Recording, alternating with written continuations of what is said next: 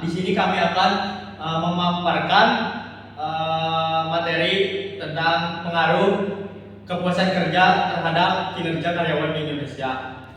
Sebelumnya di sini kami akan memperkenalkan diri dengan saya Rafael Sanjani dengan NPM 22340277. Lalu dari sebelah kanan saya perkenalkan, nama saya Sangkar Sasmal dengan nomor NPM 22340279.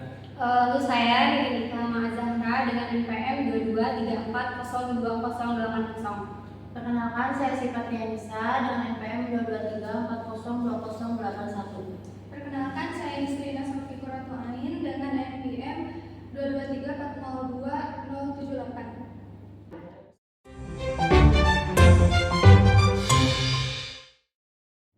Sumber daya manusia pada suatu organisasi merupakan aset yang sangat berharga.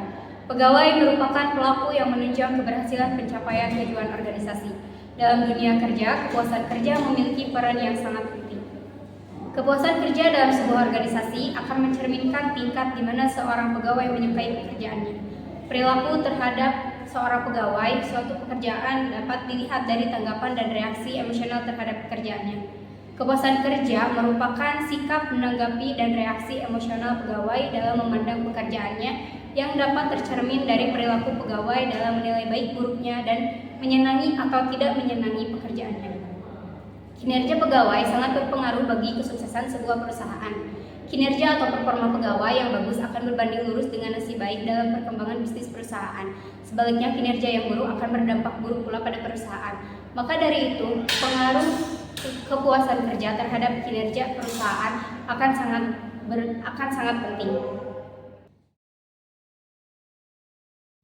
Penjelasan selanjutnya adalah mengenai teori-teori dari kepuasan kerja. Nah, menurut Mangkunegara terdapat 6 teori dari kepuasan kerja. Yang pertama ada teori keseimbangan. Nah, dalam teori keseimbangan ini yang menjadi tolak ukur dalam kepuasan kerja adalah dengan membandingkan antara nilai yang menunjang pelaksanaan kerja sebagai input dan nilai yang dirasakan pegawai sebagai outputnya. Nah, kemudian yang kedua ada teori perbedaan. Teori perbedaan ini berpendapat bahwa mengukur kepuasan kerja dapat dilakukan dengan cara menghitung selisih antara apa yang harusnya diterima pegawai dengan kenyataan yang mereka rasakan. Kemudian yang ketiga ada teori pemenuhan kebutuhan. Dalam teori ini berpendapat bahwa kepuasan kerja pegawai itu bergantung pada terpenuhi atau tidaknya kebutuhan pegawai tersebut. Kemudian yang keempat ada teori pandangan kelompok. Dalam teori ini, kepuasan kerja bukanlah bergantung pada kebutuhan saja, namun juga bergantung pada pandangan dan pendapat kelompok yang oleh pegawai dianggap sebagai kelompok acuan. Nah, kemudian yang kelima ada teori dua faktor dari Herzberg. Nah, teori ini mengungkapkan dua faktor yang menyebabkan timbulnya rasa puas atau tidak puas, yaitu adanya faktor pemeliharaan yang meliputi administrasi kebijakan organisasi, hubungan dengan subordinat, upah, keamanan kerja, kondisi kerja, dan status. Faktor pemotivasian juga menjadi pengaruh dalam teori ini. Kemudian yang keenam ada teori pengharapan. Dalam teori ini mengemukakan bahwa pengharapan merupakan kekuatan keyakinan pada suatu perlakuan yang diikuti dengan hasil khusus. Kemudian terkait dengan indikator dari kepuasan kerja. Nah, berdasarkan penjelasan Hasibuan disebutkan oleh beliau bahwa tolak ukur kepuasan kerja tidak ada yang mutlak karena setiap individu, setiap pekerja memiliki tingkat kepuasan kerja yang berbeda. Indikator kepuasan kerja hanya dapat diukur dengan kedisiplinan, moral kerja, dan tingkat turnover. Nah, apabila kedisiplinan dan moral kerjanya baik, tingkat turnover rendah, maka kepuasan kerja dari perusahaan tersebut relatif baik, dan apabila kedisiplinan dan moral kerjanya kurang baik atau bahkan buruk serta turnovernya tinggi, maka tingkat kepuasan kerja pada organisasi tersebut akan disebut relatif kurang baik.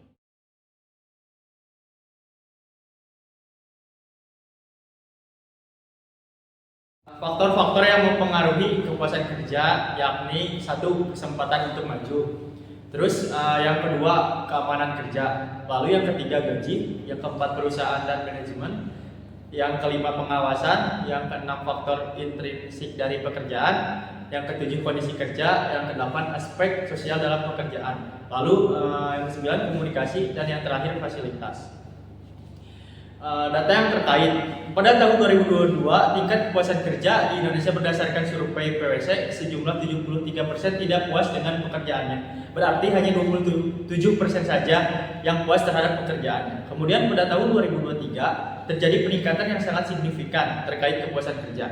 Berdasarkan survei PwC tahun 2023, tingkat kepuasan kerja di Indonesia menjadi 75% dari yang sebelumnya 23%. Peningkatan yang signifikan dalam tingkat kepuasan kerja di Indonesia dari tahun 2022 ke tahun 2023 menunjukkan bahwa langkah-langkah perbaikan dan meningkatkan kondisi kerja telah berhasil diimplementasikan oleh berbagai organisasi. Hal ini mengindikasikan adanya perhatian yang lebih besar terhadap kebutuhan dan kesejahteraan karyawan, serta upaya untuk menciptakan lingkungan kerja yang lebih positif dan memenuhi harapan mereka.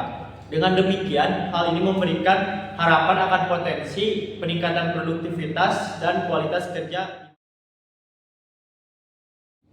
Berdasarkan studi kasus yang kami temukan, yaitu kepuasan kerja yang mempengaruhi kinerja dosen tetap di Sekolah Tinggi Ilmu Ekonomi Indonesia Membangun tahun 2019, telah ditemukan hasil penelitian bahwa kepuasan kerja memiliki pengaruh yang signifikan terhadap kinerja karyawan yang telah dibuktikan melalui hasil penelitian dengan menggunakan metode penelitian berupa analisis regresi linear. Terdapat pengaruh positif yang sangat signifikan antara kepuasan kerja terhadap kinerja dosen tetap di STIE Indonesia Membangun tahun 2019. Aspek kepuasan kerja yang paling berpengaruh terhadap kinerja dosen tetap adalah aspek gaji dan tunjangan, hubungan kerja, serta kesempatan promosi. Temuan penelitian ini menunjukkan bahwa kepuasan kerja merupakan salah satu faktor yang sangat mempengaruhi kinerja dosen tetap. Oleh karena itu, STIE Indonesia Membangun perlu melakukan upaya untuk meningkatkan kepuasan kerja dosennya, khususnya pada aspek gaji dan tunjangan, hubungan kerja, serta kesempatan promosi. Upaya yang dapat dilakukan antara lain dengan cara: yang pertama, meningkatkan gaji dan tunjangan dosen yang sesuai dengan kompetensi dan pengalamannya. Yang kedua, membangun hubungan kerja yang harmonis antara dosen dan pimpinan serta antar dosen. Yang ketiga, memberikan kesempatan promosi yang adil dan transparan kepada dosen yang berprestasi. Kesimpulannya, kepuasan kerja dosen tetap memiliki pengaruh positif yang signifikan terhadap kinerjanya. Oleh karena itu, STIE Indonesia Membangun perlu memberikan perhatian yang serius terhadap faktor ini untuk meningkatkan kinerja dosennya.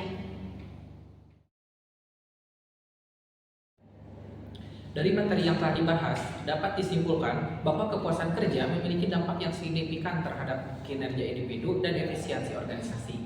Indikator kepuasan kerja meliputi aspek pekerjaan, gaji, promosi, pengawasan, dan hubungan dengan rekan kerja. Manajer perusahaan perlu peduli terhadap tingkat kepuasan kerja dalam organisasi karena berpengaruh pada komitmen karyawan, produktivitas, kualitas, dan pelayanan. Selain itu, kepuasan kerja juga mempengaruhi tingkat retensi karyawan dan mengurangi resiko absensi serta turnover.